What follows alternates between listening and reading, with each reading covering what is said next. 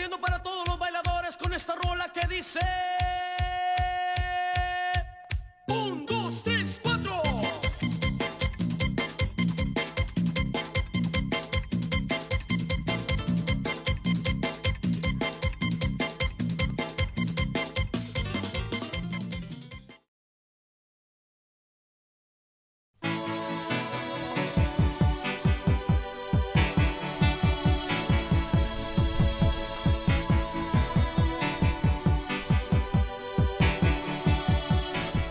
If I could describe Wonderland with one word, I would say home.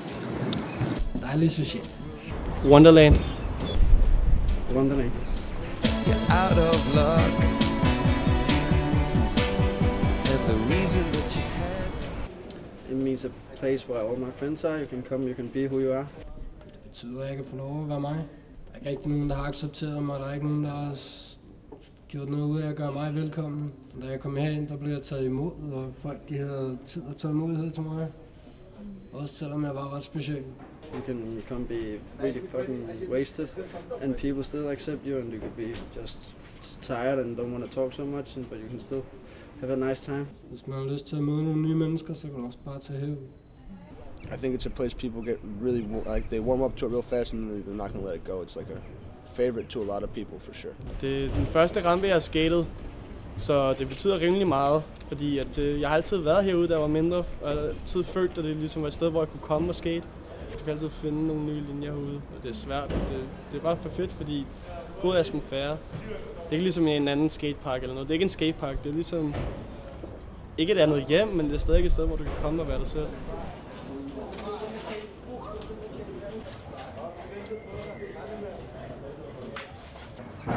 Okay, what's the prize? Huh?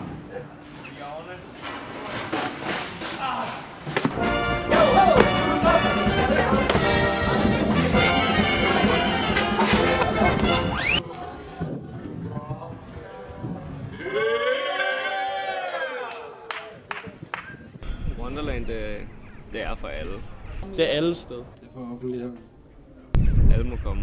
Der er også tit sådan, turister, der kommer fra nær og fjern, så hører de, at der er nogen, der skater, så går de lige ind og står og kigger og tager på billeder.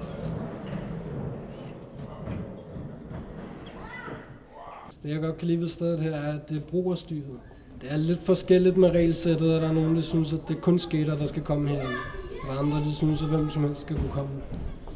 Det har altid været en work in progress sted. Det er nok en af vores første sådan, rigtige DIY spots i Danmark.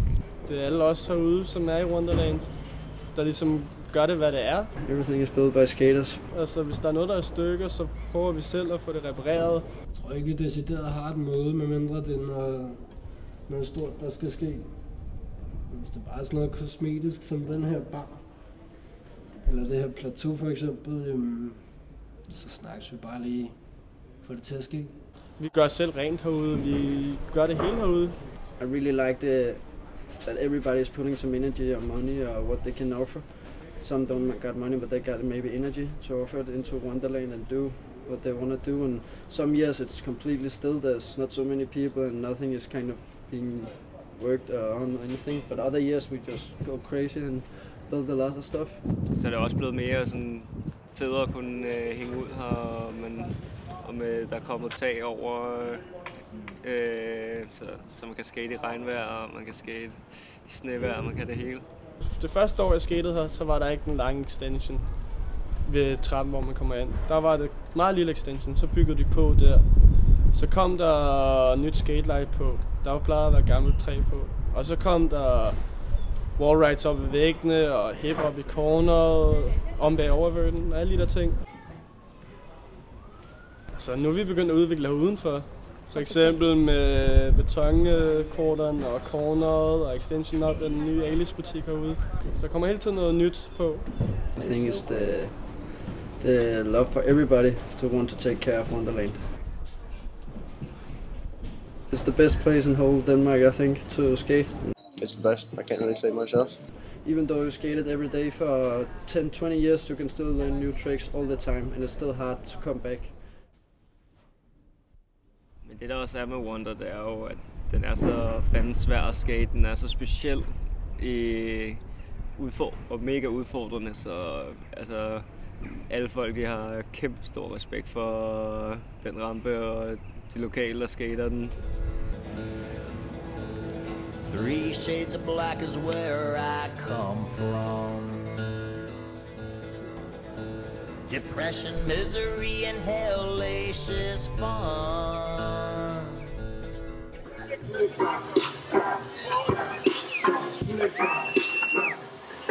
Good parties out here, good contests whenever there's a contest. It's insane. The place fills up with people in under 5 minutes, and then it's just free for all, basically. Everyone going nuts, and I think the vibe in there during the contest is the best. You know, everyone's happy. You know, everyone's smiling, yelling. Ja, folk er bare altid super stoked, super glade og bare mega godt partyhumør, ikke? There ain't no contest without noise and yelling. You know what I mean? So. De fleste de kan ikke lade være at danse. Så er det slemt nok til, at der er nogle mennesker, der går. De kan ikke holde stressen ud. Så der er stress på. Det er fedt, man. Det er ligesom en festival. Der er bare konstant gang i pladerne derinde. Nogle gange er der selvfølgelig en, der er lidt for rowdy, men for det meste det er ikke sådan, at folk står og kaster dåser ned i rampen, eller skodder ned, eller kaster smøger ned i rampen. Og sådan. Der er respekt for, at folk skal stadig kunne skate og sådan noget. Men selvfølgelig så vælter folk lidt rundt oven i hinanden, når de prøver at komme frem og tilbage. If you go to a contest somewhere else, it'll be like runs and everyone's got to, you know, here it's just like go for it. And if you do a good trick, you'll get some money or get a joint or something like that. Så der er vibrationer i luften. Der er kærlighed i luften.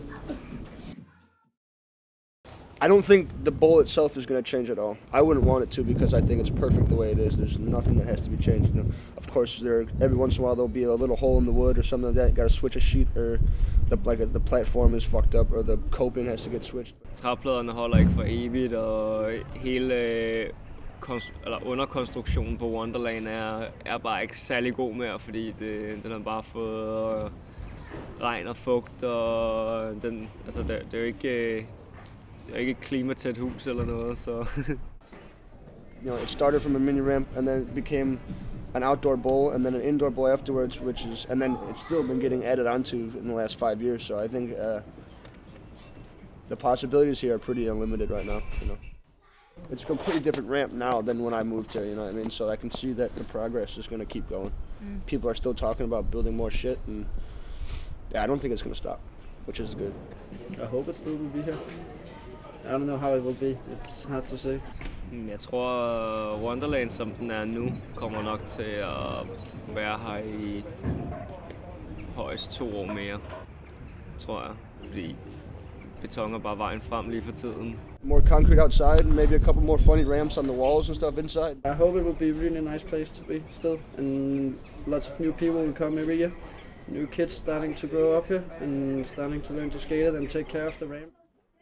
So I hope people just take care of it and don't ruin it too much.